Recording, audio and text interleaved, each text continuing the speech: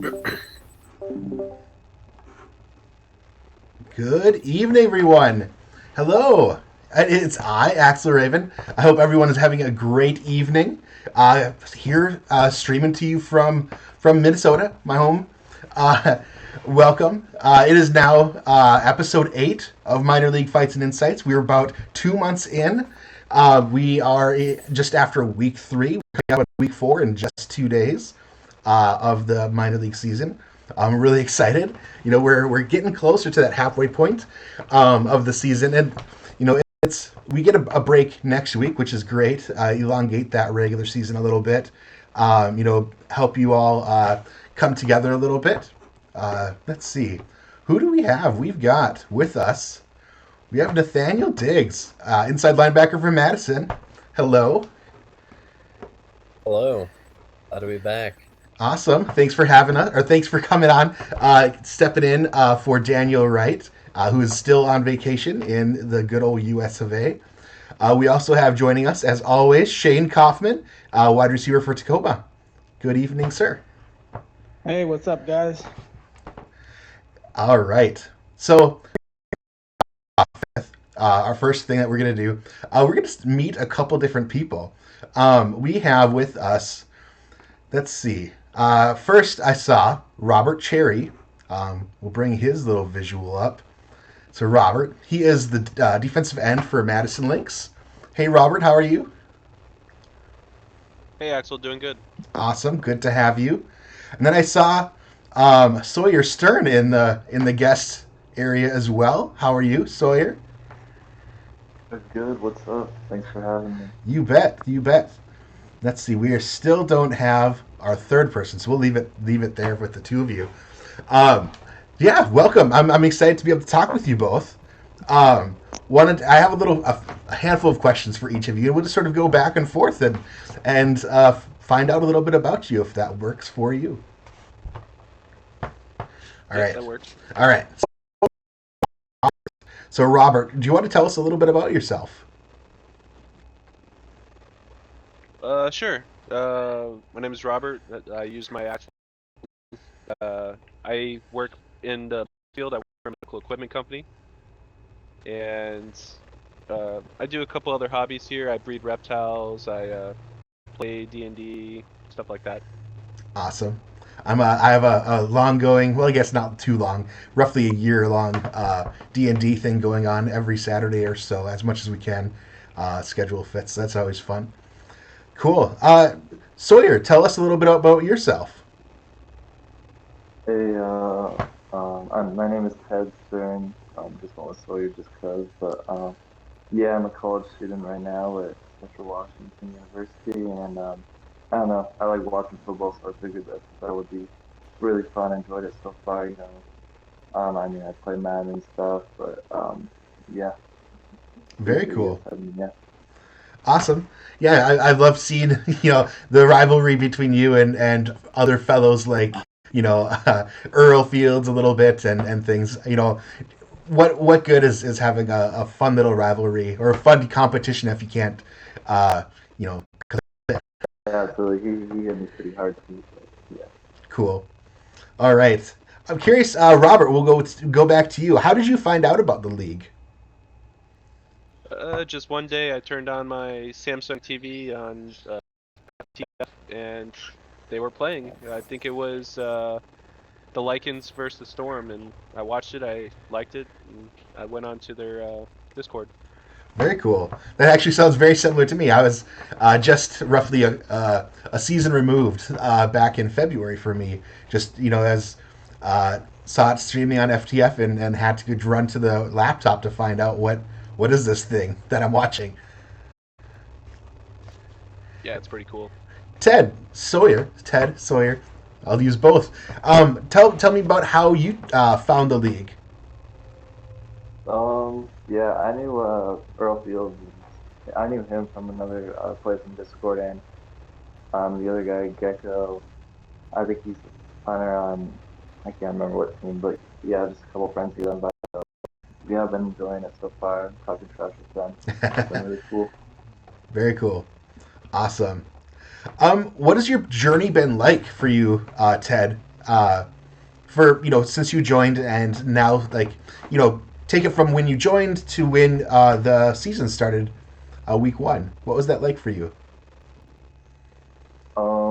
Yeah, I just remember, making a position. I figured I wanted to be a running back because quarterback's way too much pressure for sure. I don't know how people do that, but yeah, I want to be a big part. So yeah, I chose running back. Was excited to get, a starting spot, and Lexington's just been awesome so far. In the off season, it was pretty active. Travis Arthur is just a great leader. So yeah, it's been a blast so far. Just doing our progressions every week. The whole team's into it, Awesome. and Travis finally getting starting the season. It's been a great start so far for. Very cool. And you, Robert, what was it like joining? You were a pretty recent join in, I want to say, week one, right?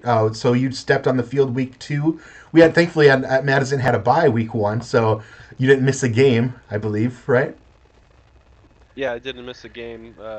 I signed up, and I believe you were the first one I spoke to on the team, and you helped me through at the very beginning. I'm very appreciative of that, and Absolutely. I was really happy to be part of Madison. Very cool. So Robert, what are you hopeful for in this season? Like, what are you hoping, to come out of this season? Well, as a team, I hope we go undefeated. For me personally, I hope to get a sack at each game. That's my goal, and I'm hoping I stick to it. Very cool. So you're really sacks are the thing that really motivate you. That tackles for loss. I like doing some jarring with some of the other people, but got to find that balance between jarring and keeping it, you know, keep up the sportsmanship. That's awesome. And Ted, what is it like for, or what are you hopeful for this season to come of the regular season? Do you want to win a championship? Do you want to? What type of thing are you hoping to get? Yeah, this whole team right now. I know I've got a long ways ahead of me for sure. So many good players. I mean, so many great running backs. Draft's a long ways off, but I just love this team so far. We're doing really strong. However I can help them win a title, it's my goal. Just Very cool. And tell me more about, like, if you had to envision like your ideal pro team, Ted. What would the characteristics be for that team? What do you hope? What type of team do you want to be on? I mean, just like Lexington, really, we got great coaches. Like that. People that are bought into it. They're gonna work hard for the team, and just great leaders like anyone. A phenomenal defense we have here. I wouldn't have a problem going to a team like that where I get to run the ball Yeah, 30 times a game because the defense keeps getting the ball back. But yeah, just any team like this. cool. And yeah, you got Ethan Kai as your head coach over there. I know Oh yeah. he has a fire in his belly about the SFL, and then really has like a for lack of a better way of saying, he's got a bee in his bonnet about getting you guys to that championship. Mhm. Yeah, Seems he like really does. Yeah, nothing's gonna stop him. he's super hard on himself. He's working really hard. Hmm. He's a great coach. Yeah. And Robert, for you, tell me about your ideal SFL pro team that you'd like to eventually land on. I believe the team I would like to land on is a team that is very defensive driven. Uh, Something that I could get a part of, and really nice locker room presence. That gets each other fired up. Place like that. Awesome. Cool. Well, Nathaniel and Shane, that's all of my questions. Did you guys have any type of questions that you'd like to ask either of these two?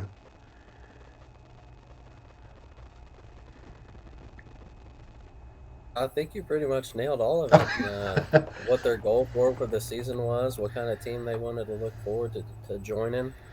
Um, here's one. Would either one of you like to stay in the minors for another year and build that up, or are you wanting to hit the draft right after this season?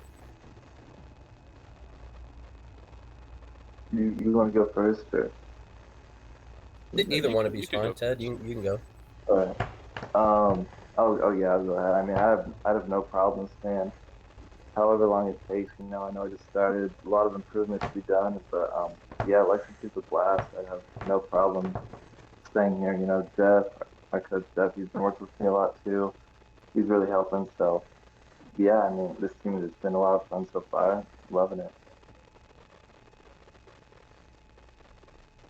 For me, if that's my path to take, yeah, I'll stay in the minors longer just to build on my player and get prepared for that following draft. Awesome. I mean, it's a great experience. Honestly, looking back. So, as someone who played alongside Shane, Nathaniel played alongside Stephen Black and Leon over on Madison the end of last season. From someone who has left after just one season, you sort of miss it. Honestly, we have Bullet out here in chat saying he's a season 2 alum from Madison, and it's something that you always have to represent your roots of where you're coming from, and really that first team is really, I think, what lays the foundation of what to expect or what you want in the sort of the bar of what other teams have to perform at. And again, not performing on the field per se, but performing as developing a culture and what the locker room is like and things. So definitely. Shane, did you have any questions for either of these two? I think the only question I want to ask is, are you guys looking to venture out more, doing like stats or scouting, to learn more about the league?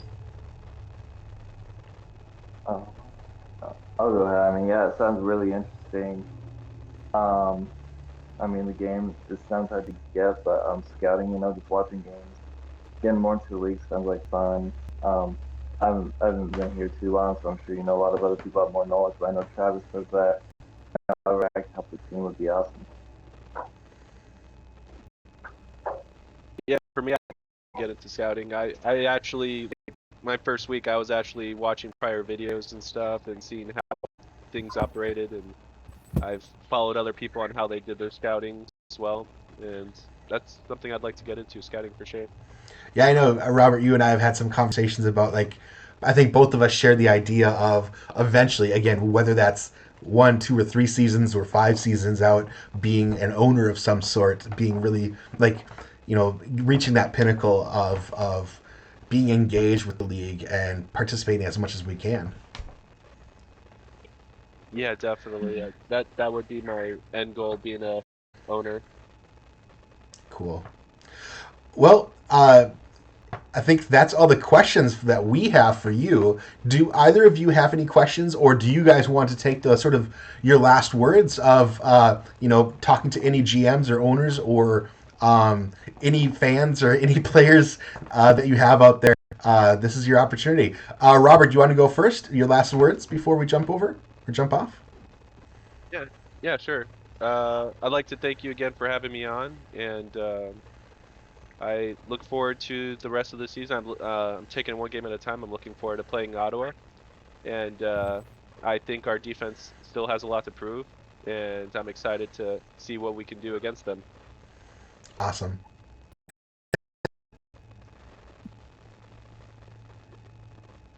Here. Yeah, I got a question really quick. I mean, Axel, you're in the pros now, right? I am, yes. Yeah. How long did it take you to get past the minors? I started in just one season in the minors. That was last season, season 3, and then got drafted right after that. And again, it's not, I was talking with Nathaniel. He was excited because he just reached bronze, I think, last week. And I literally just reached bronze in week 4 of the pro regular season. So it's not like, so I got drafted 63 value. So I think you reached bronze at like 65-ish. So I wasn't even a bronze yet. So I was a copper and grabbed.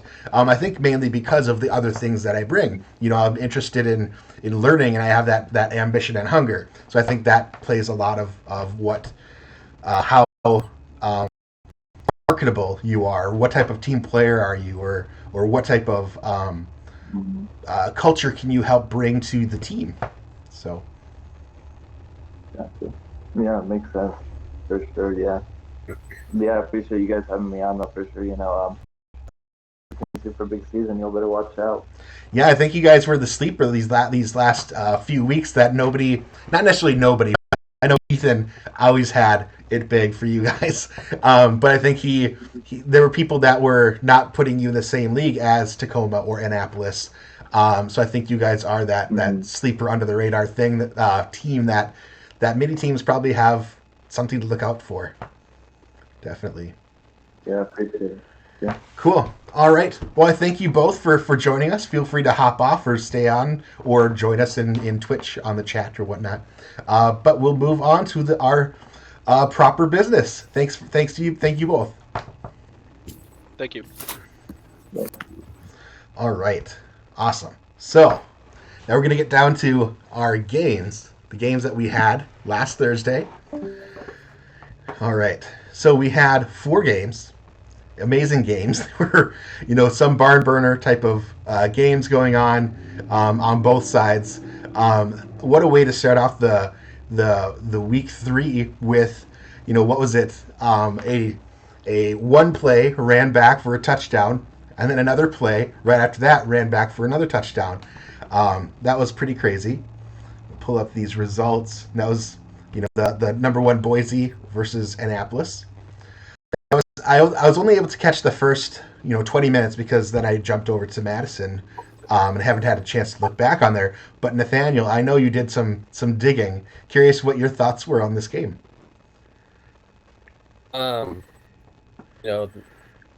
Boise the 27 and Annapolis 38. I called it the battle of the backs, and it proved to be that right at the beginning. 2 good backs going back and back with Brown and Squarebush.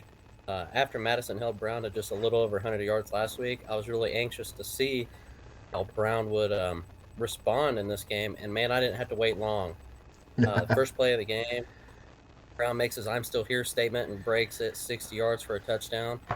And then Squarebush answers right back, breaking 5 tackles and running 80 yards on Annapolis' first play. I don't know the records because I haven't been here that long. But that's a pretty great start to the game. And I'll tell you what wowed me. I don't know if many people saw it or not or paid attention to it. But it kind of almost took away from the greatness of both of those backs running like that and scoring. And that was the 300-pound plus defensive lineman that ran 25 yards chasing down Squarebush. He didn't get the tackle. It got broke. And I can't blame him. I'm sure he was exhausted. But that was a great play by 66, there. And now some other good points for it for Boise was Adobe did a great job coming back out and playing well after the fumble and not letting that get in their head. I did question some of the play calling, like the second quarter when the penalty got them to 1st and goal. Maybe should have passed on that 3rd down instead of continuing to try to run. But Annapolis did a great job with the defense, getting forced fumbles, interception, and just a good job all around for them, and a well-earned win. Yeah, I was really excited to see. So I'm a decent friend. I wouldn't say great or good friend, but I know Aaron and Alexander. We rib each other a little bit here or there. Great esteem back and forth between us. The OC. I'm actually really excited that they were able to get 27 points and start getting Brown active again. I know he had sort of struggled with that both the previous weeks. So seeing them come out strong like that, and getting 27 points up on the board, but sadly it was against a team that's just simply scored more than them, is what it appears. Shane, what are your thoughts on this game? Were you able to catch it? No, I didn't really get to watch many of the games this week. Like we talked, I've been pretty busy, but Makes sense. I mean, looking at the outcome of it, I think it's pretty much what I kind of expected between the top 3 backs in the league, 2 of them going there against each other. Kind of figured that's how it was going to work out. Yeah, that makes a lot of sense. Cool. All right, we'll move on to game number 2. Madison visiting Memphis. Madison's been The away team for two games. We'll be talking about their next game coming up a little bit later. This was a tough game to watch. Wanting to really get our offense going. And the this is our second game. The first game was fairly low scoring, but the defense really kept us in the ball game with that one. Similar story with this one. This game though, Xander Moon did not throw any interceptions, which was great to see. So I feel like Madison starting to find their footing a little bit, getting gelling together a little bit more. Memphis had a little bit of a not row, a little friendly back and forth with Jay Hayden, the defensive coordinator over on Memphis. I had asked him, "Hey, could you tell me your game plan?" And he was like, "Darn, you beat me to it." He wanted to know our game plan. A little fun having the chats with others. Nathaniel, what was your take on this game? It was close. Like you said, Madison is I think just about there and trying to figure out this offense and getting it going. This one's like Madison's safety net, and that's exactly what it was with Adrian Blaine stopping everything that came away with 14 tackles. It was insane. It was an amazingly great defensive game on both teams. I really enjoyed watching it, and it almost gave me a heart attack a couple times, especially there at the end with Madison still making adjustments on offense, like we said. Their offense was doing good. They got the ball moving, but they kept stalling. And that's one thing that was kind of rough to watch. But, Madison could have got the first down and ended the game multiple times, but we just didn't get that done. Like I said, we're still working on that. Memphis had multiple chances in there at the end too, but some of those came down to people not really catching the ball because Madison played tight on the ball at the end, and some of the pass deflections that the linebackers had for Madison there.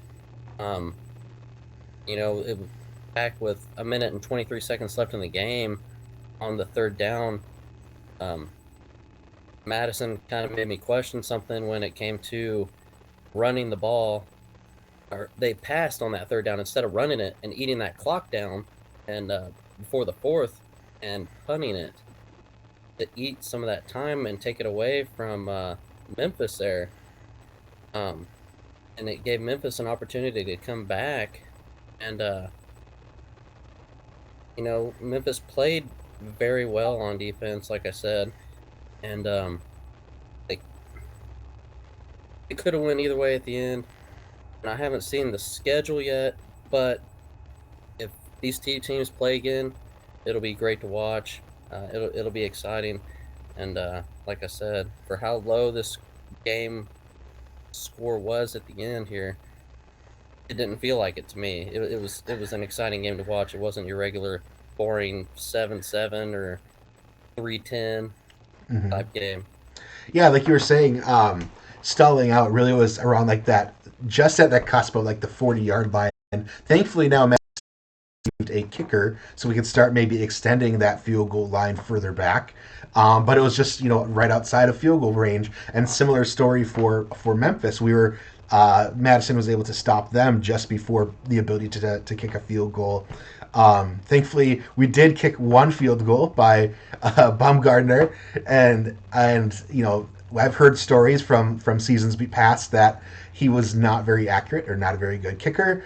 Thankfully, that did not show in this game, which was great. It was really, I was impressed with Madison's defense and again calling back to Blaine and her play this last game, holding GP Wells, a gold running back, to only 65 or so yards. I think it was like 65 or 68 yards for the game.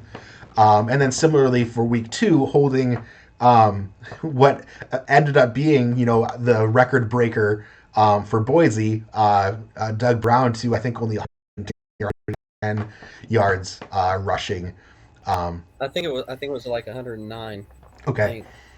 So yeah, I mean, in general, that's pretty solid for someone who just last week against Annapolis ran for 260 some yards plus another 100 that all total record held from I believe last year from Bailey O'Shaughnessy. Game number 3, Ottawa at San Jose. This one again looks like a very close game. I was watching the Tacoma game on that one. Nathaniel, do you have an update on what this game was like? This one was my game of the week. I enjoyed watching this one. Ottawa's 26, almost coming back to beat San Jose here. Ottawa have been able to rush in the red zone. And I was questioning some of the calls here. I'm just saying, I was questioning some of the calls here after week 1. They did get blown out, but this team played with such a drive, never losing faith. They never lose faith in any of these games. There's always hope that they can get back into the game, and they do for the most part here.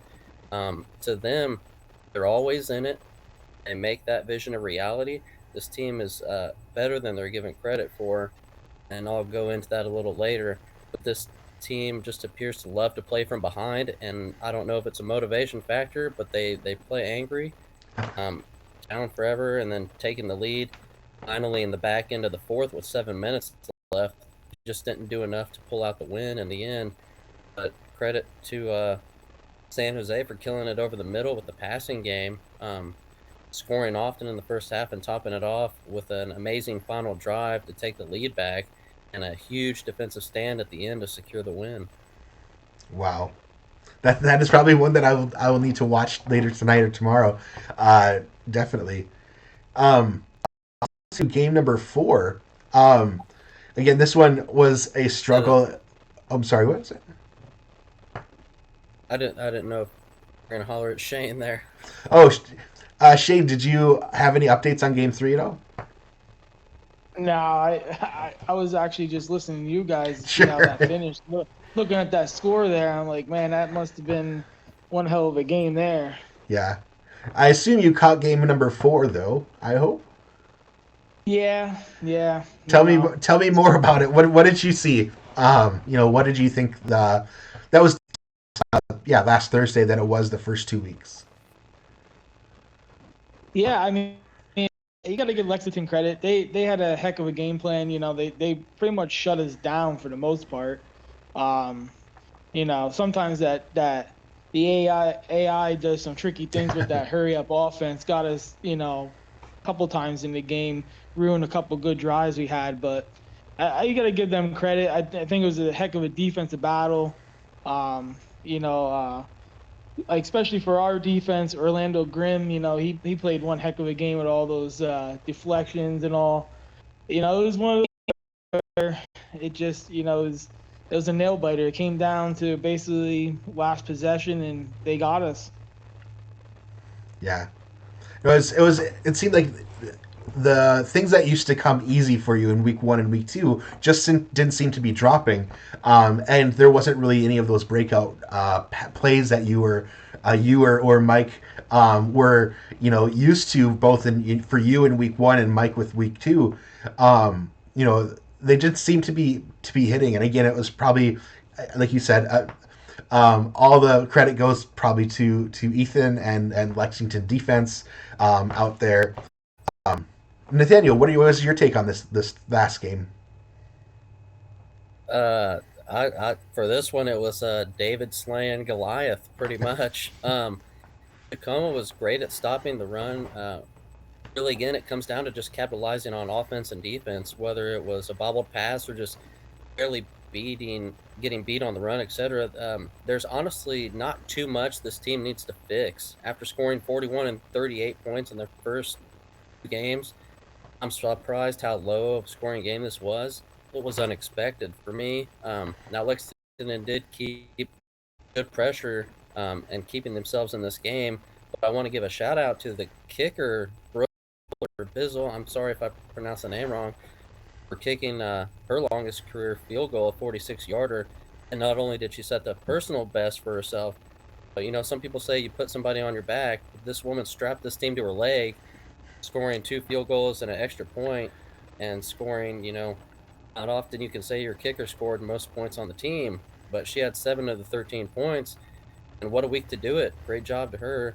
I know I said this last time I was on the show, but honestly, I would have liked to see Lexington use that huge tight end they have in Sudeth.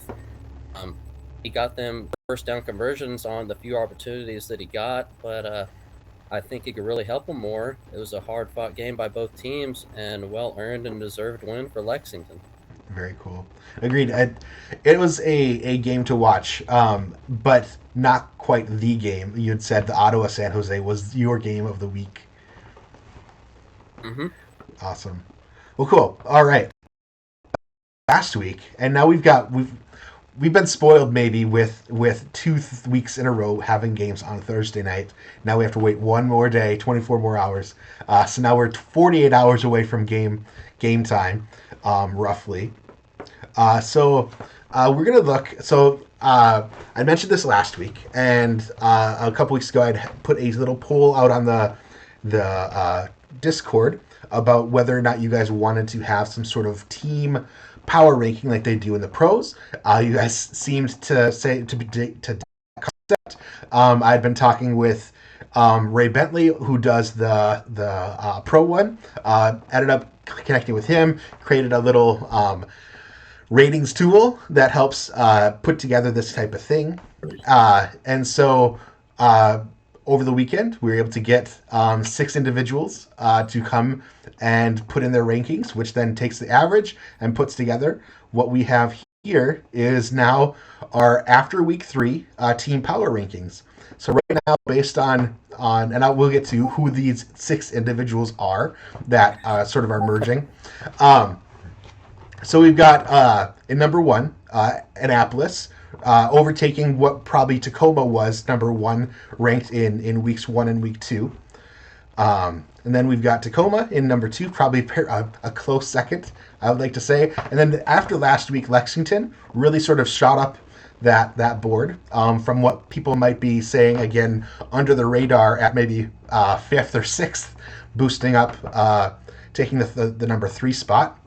We've got Madison, who, as of right now, is still undefeated alongside Annapolis, though we did have a week 1 bye. So we are, Madison's at number 4. And then tied for 5th is Memphis and Salt Lake. So again, with the 6 contributors ranking, that means 3 picked Memphis City and the other picked Salt Lake City above Memphis. We call it a wash. So then they are tied at 5. And then we've got to finish it out with San Jose at 7th, Ottawa at 8th, and Boise at 9th right now. So that's sort of what we've got right now for our week 3 power rankings, and what we'll end up doing. So this starts in week 1, is normally what this works, what this does. And since we're starting in week 3, this is sort of going to be our baseline. And so next week, we'll have something that looks a little bit more like this, showing what they were in the previous week, if they moved up or moved down, and where they are currently in the week where we're at. So that's what we sort of have to look forward to. In talking and sharing this with Nathaniel, he shared that he had a little bit of a different ranking. Curious, Nathaniel, if you wanted to share sort of what was different about where you think some of these teams stand from your perspective. On mine, I had, the top, I think 5 were the same. Annapolis was 1. That goes without saying. They're more than double anybody else in points per game and average like a lot more. Tacoma was in 2nd. Defense is 2nd best in points allowed per game. And then Lexington I had in 3rd. Madison is in 4th for now. I think if that offense was better, they'll end up in top 2 because that defense is the best in the league. Memphis I had in 5th. San Jose I had at 6th. Let's see who they have there at 6th. Then I think you had Boise higher than. Yeah, San Jose, Salt Lake, because San Jose has better passing, total yards, 4 touchdowns in Salt Lake. they're close on defense, but San Jose has actually allowed a little less. Number 7, I put Ottawa.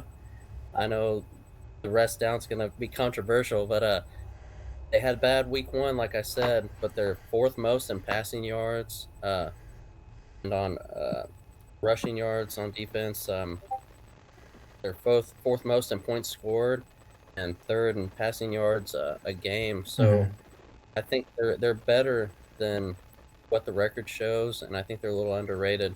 I think they'll be a little bit higher later on as the season goes. Number 8, I had Boise. They're above last place due to having more than double the total yardage and a better rushing game. And they play more balanced than Salt Lake. I put Salt Lake City in 9th place because they're last. Because to me, the bottom 2 are pretty much one-dimensional right now. And I'll go into that for previews for next week. But Salt Lake City is only averaging like 44 rushing yards a game. So with both of those teams being pretty much one-dimensional with pass, or like in Boise's case, the rush and the Brown show, I think that's why I put those 2 at the bottom. Sure. That makes sense. And as you were talking about Ottawa, I was thinking, even though they did win, it was last week they played Lexington and they did win, but that first half was a complete, a loss, I would say. And then they mounted a giant comeback to try to overcome that in the second half. So that sort of, again, they are probably better than what their record shows and what their yards or what their stats show. But really, it's trying to find that consistency to be able to play consistently at the level that we assume they know that they can play at. All right. And I think with Ottawa, another thing too is, their rushing game is good. It's just that rushing game doesn't result in rushing touchdowns. They need to figure that out, and that's something I was going to go into later. But I think if they can figure out that little bit too, and be able to get those halfbacks into the end zone, they'll move up this power ranking. Gotcha. And yeah, again, this is just sort of our current snapshot. Again, based on 6 individuals. So who are those 6 individuals? We'll pull them up right now. So we have myself. Trying to run some of this. This is I'm 1/6 of those ratings. We have Tyler Falk, who is the Salt Lake City offensive coordinator. He might be co-coordinating with somebody, Frank, over there as well. We have Aaron Alexander, Boise's offensive coordinator. Haba Kimbrough, who is Memphis's. He might be the head coach over there. It's not the OC. I might have that wrong. We have Ethan Kai coming in, Lexington's head coach as well, and then Hattori Hanzo, Tacoma's defensive coach. Shane, I realized that we didn't talk to you. How do you feel about these ratings? I'm just looking at it. For the first one coming out, it seems fair. It's kind of early in the season yet, so come week 6, I think it'll kind of play itself out. Yeah, and sadly we didn't. I was gonna say, sadly we didn't have a week 1 or week 2 that probably would have had Tacoma up there at top. So sadly you don't get to revel in that spotlight a little bit there. But is there anybody you would have moved, Shane? I kind of see what you were saying with Salt Lake City. We played against them, and I don't want to say anything bad about them, but they definitely have their struggles. So I probably would have them down a little bit farther on the list. Gotcha. And it might also be, that was in week 1, I believe, that you played Salt Lake City. Is that right? Nah, week 2, I think. Week 2. Okay, so they did have the week prior to be able to scout. So yeah, that does, week 1 is always a little bit iffy because you don't know exactly what the game plan is because there's nothing really to scout. So you're sort of rolling the dice on that. But if it was week 2, then yeah, I think they only were able to score 3 points, I think, off the kicker's leg in that game. All right. So we've got the new power rankings. We'll be able to rerun these. I'll also post these out in both on our Discord and in the SFLm general chat over on the SFL Discord. We also have the ELOs.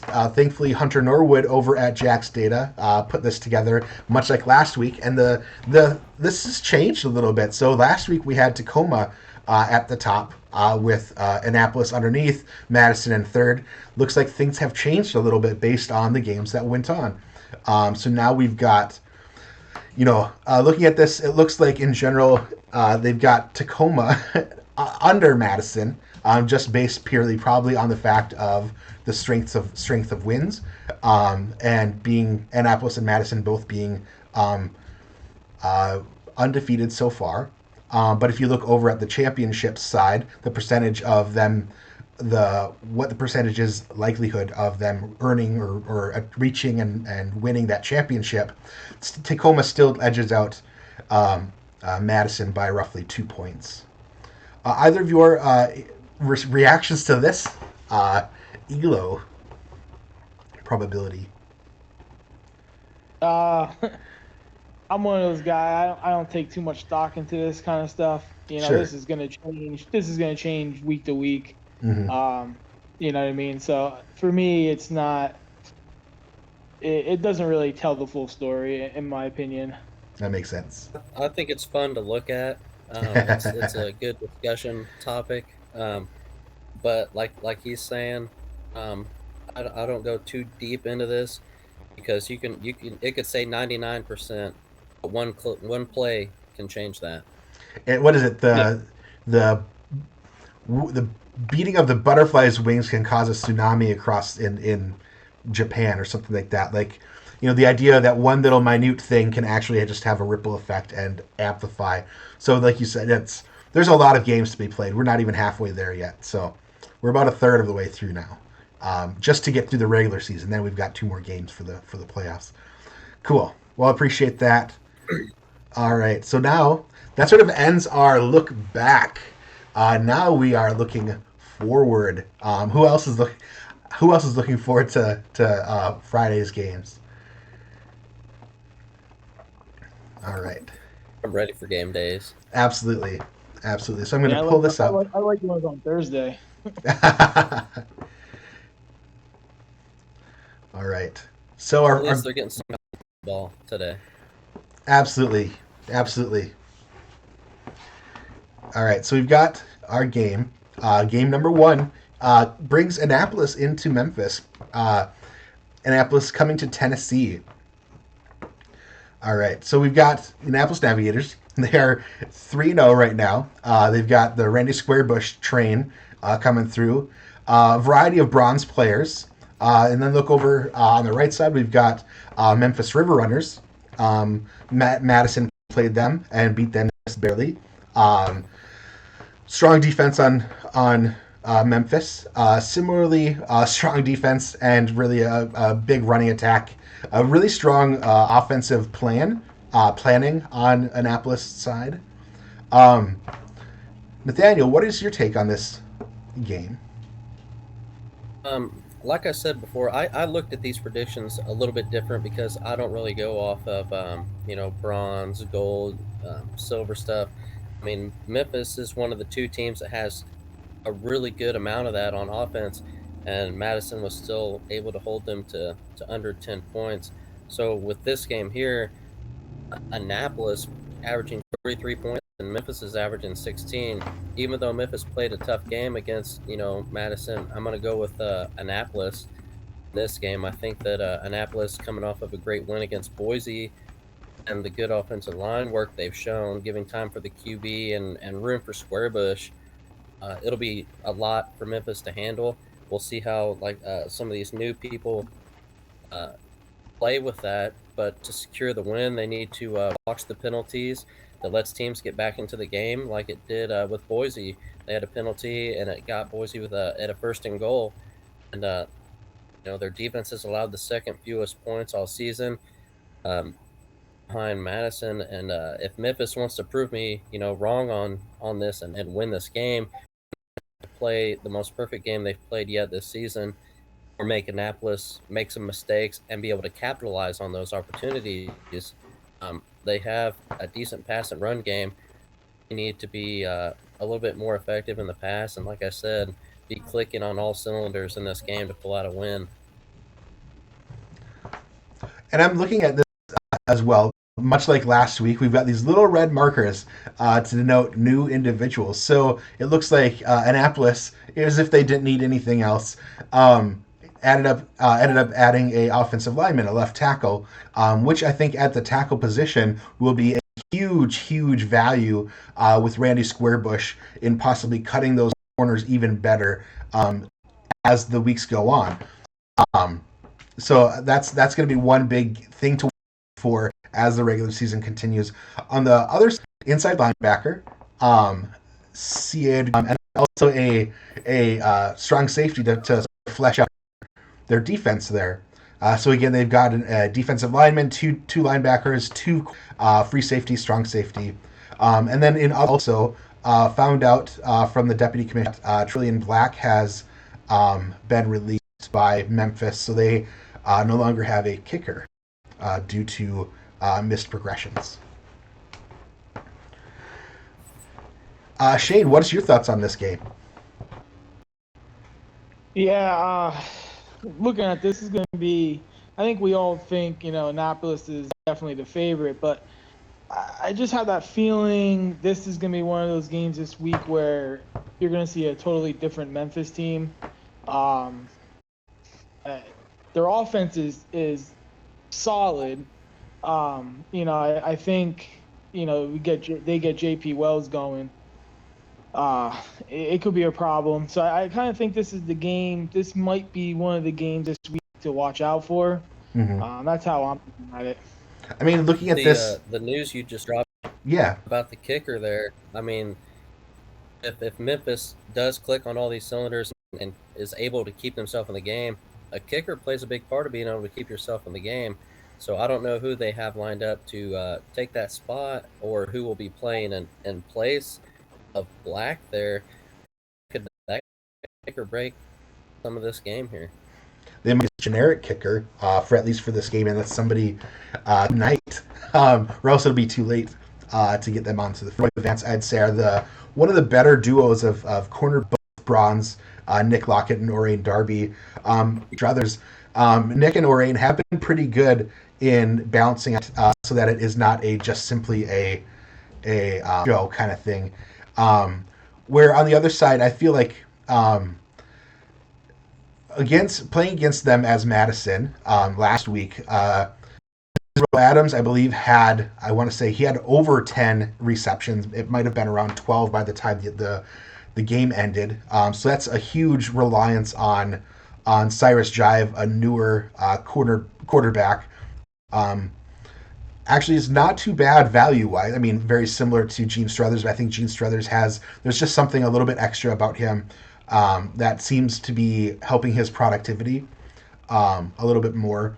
They, as an offense, I feel like they are really well-rounded, the Memphis River Runners. So it's going to be really a fun battle to watch. Again, Tazzy Blackwell, really highly productive linebacker. We've got Stuart Zamilia is out there. I believe he just got a animation, so that might make him a little bit extra impactful on that defense. King Rashid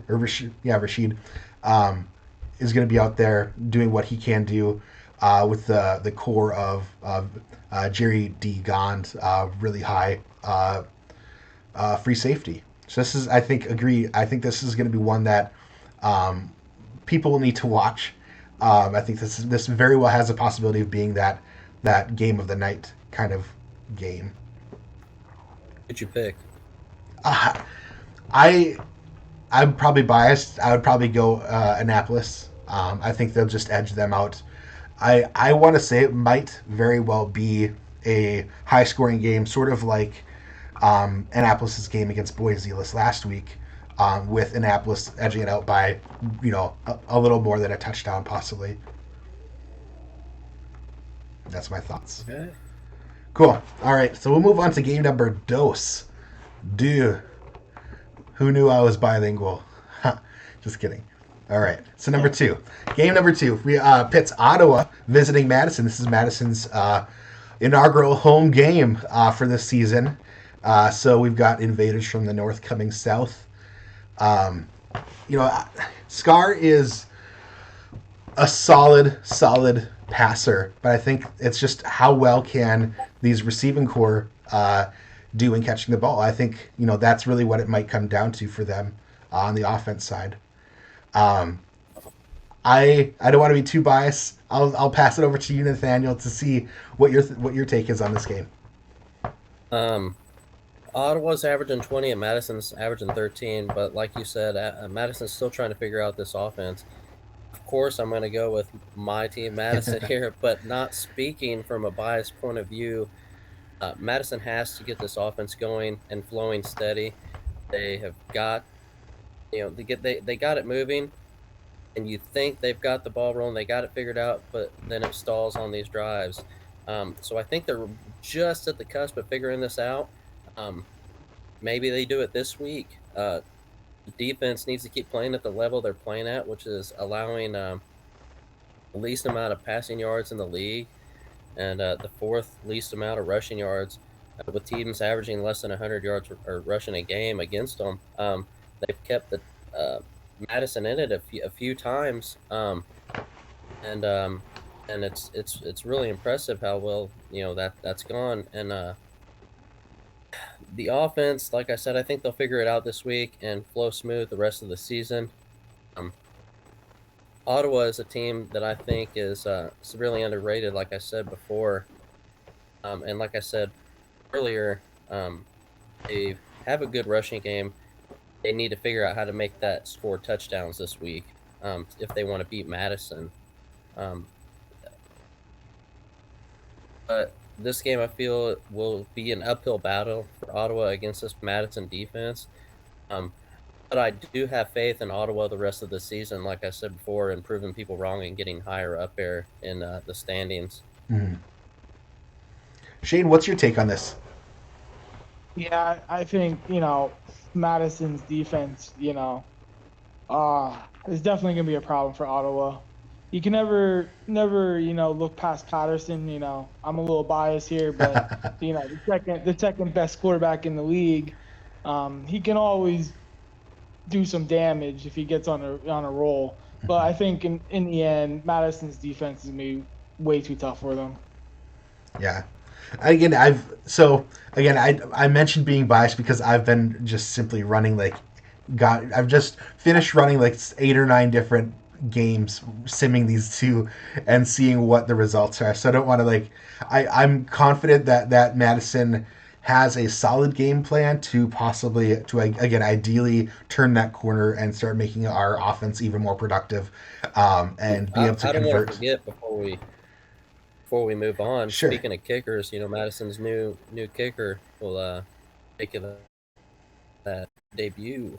Yeah, and so they've their first progression was this week.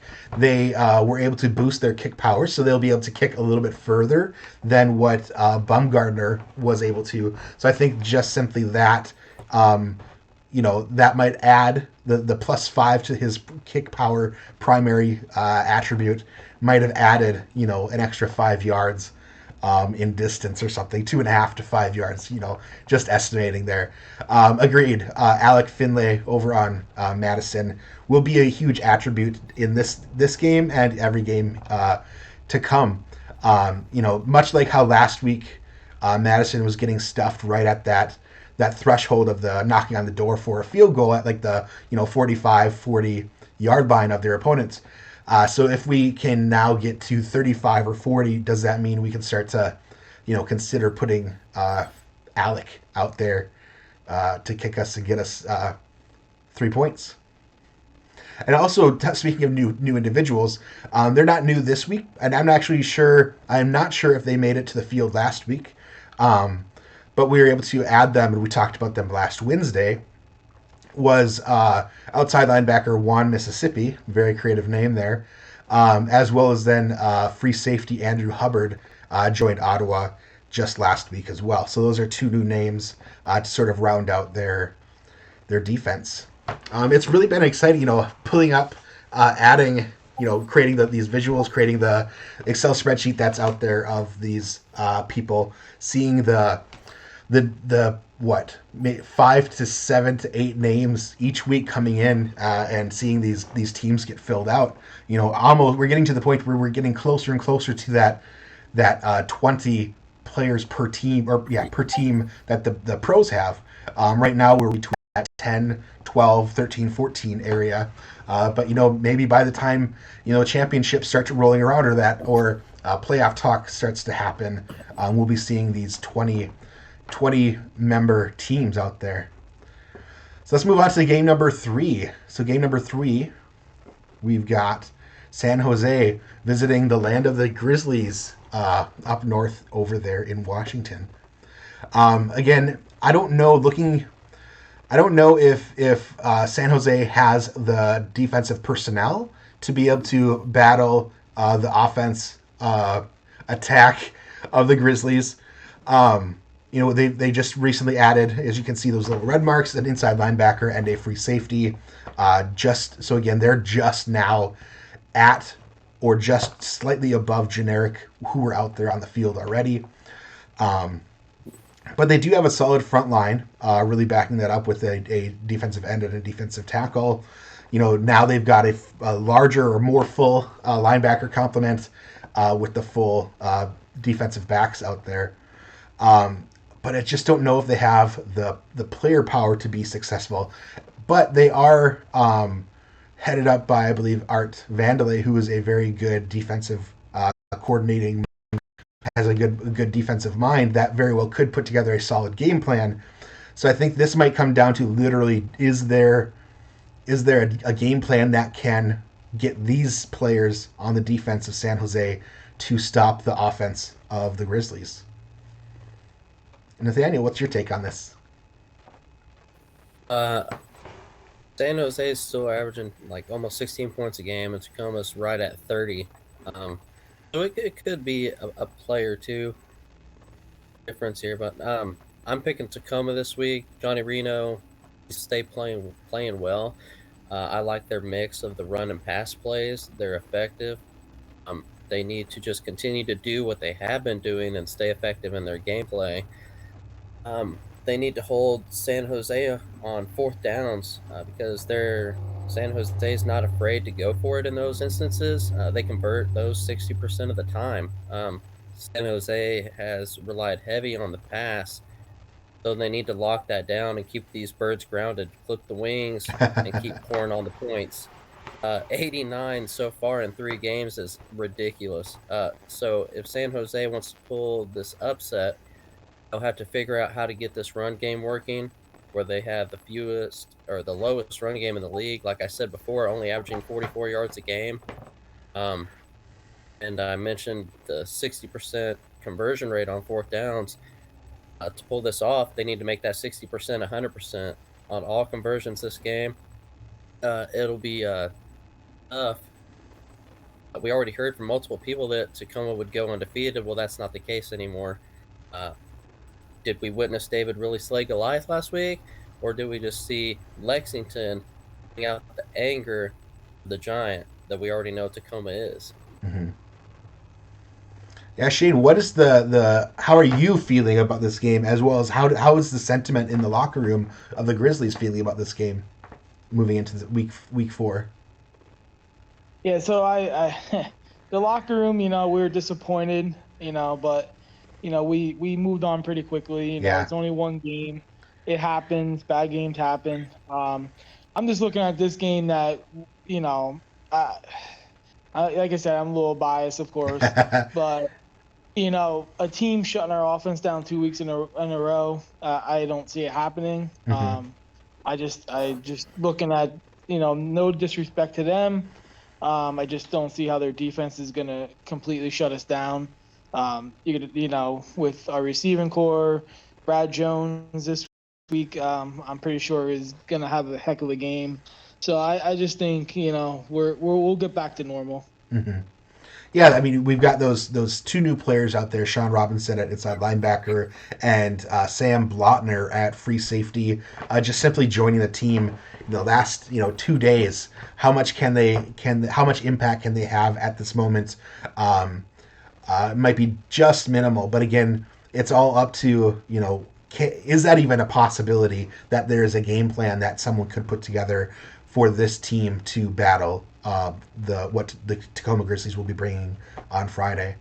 That is where I don't think that that's possible. There's so much random variables that they would have to be like rolling snake eyes or rolling a seven over and over and over again. Whatever that it's not backgammon. What is it? Craps analogy of hitting it big. I feel like I don't know if I doubt that the Flight have it in them to be able to take on the Grizzlies. So I'd have to go Grizzlies myself. All right.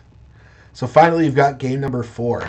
So game number 4, we've got Salt Lake City visiting Boise.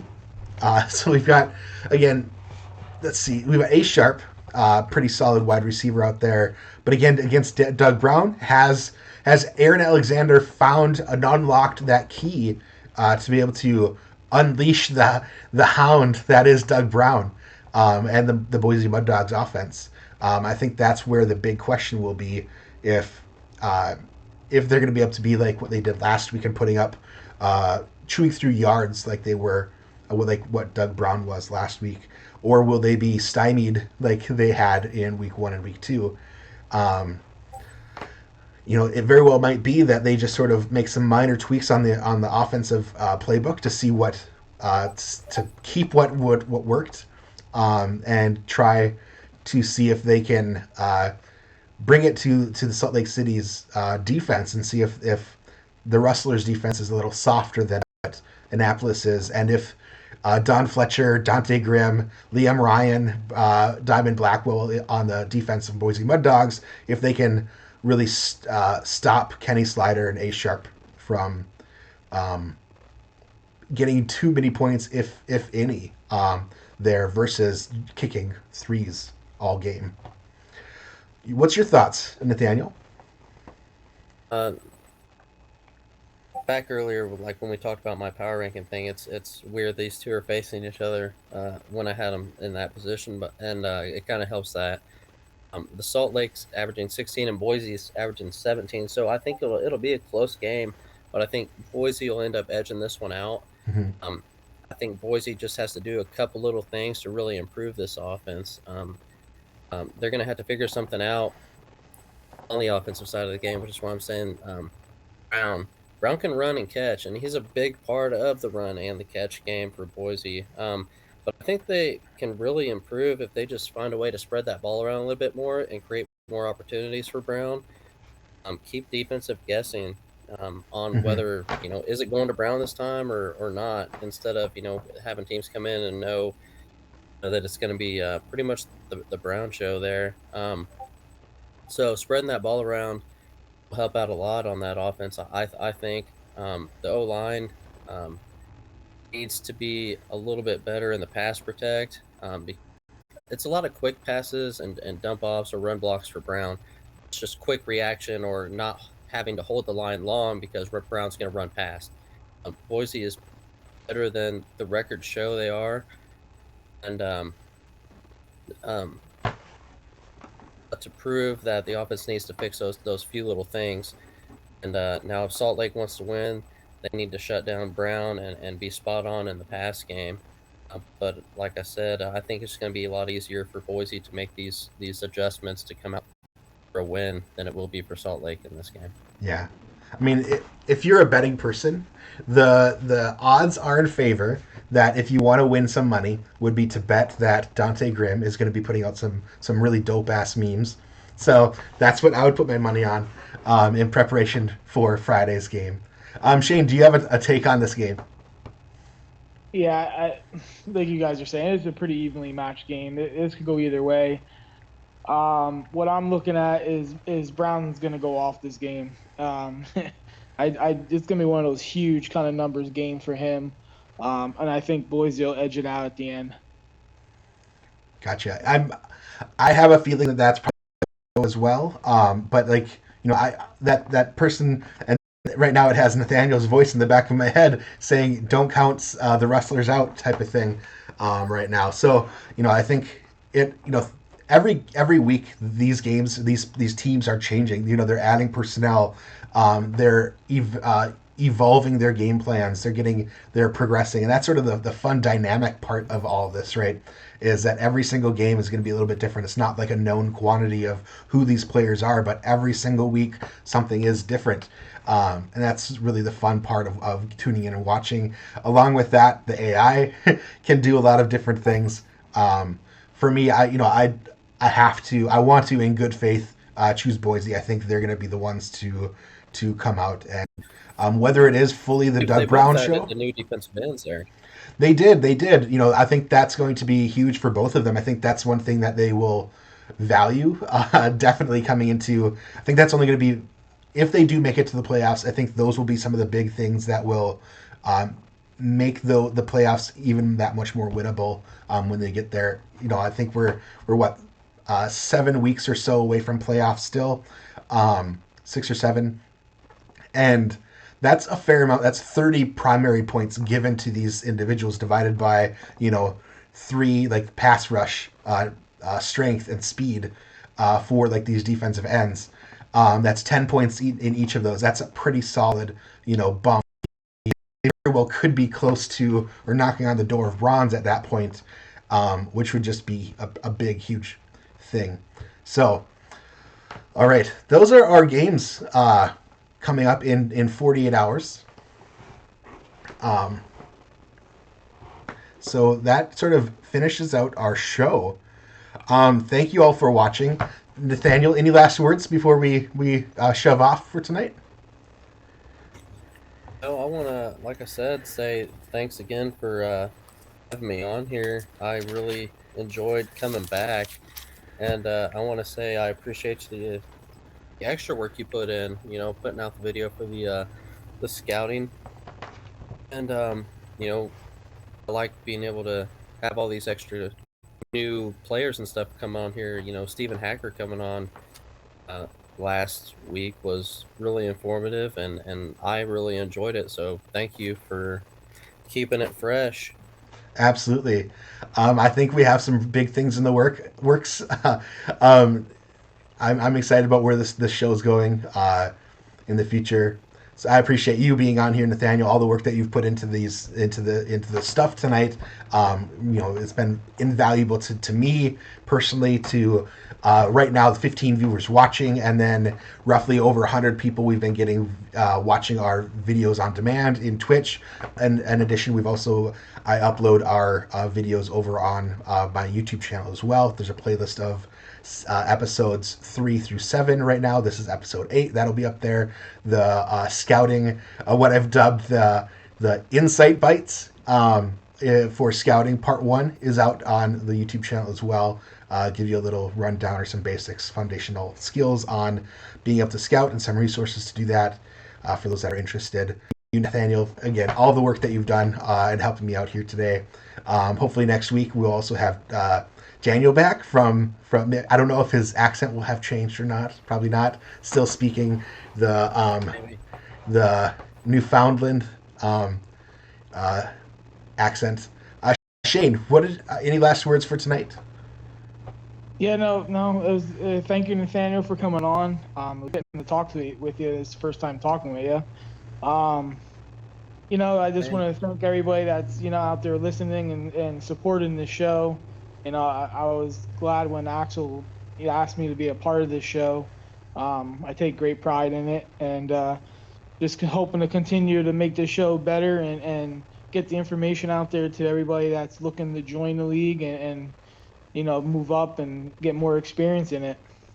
Absolutely. Appreciate you, Shane, for joining us when you can tonight. I know last week you had things going on. Life, everybody else has, real life happens, and really real life trumps all of our hobby, which is what this sort of is, except for that is Cam. Um, and I appreciate all of you listening. This is your show. This is meant for you, to serve you. Join the Discord if you haven't. And if you need to, I got the Nightbot working, so if we type in Discord, if I can spell it right, It's fun. I like how it brings in some of the pros and everything. It's a good mesh of getting the pros and the minors interacting. My buddy's in the watching. He's been kind of quiet. Mike Churchill, one of the good receivers from Yeah. DC.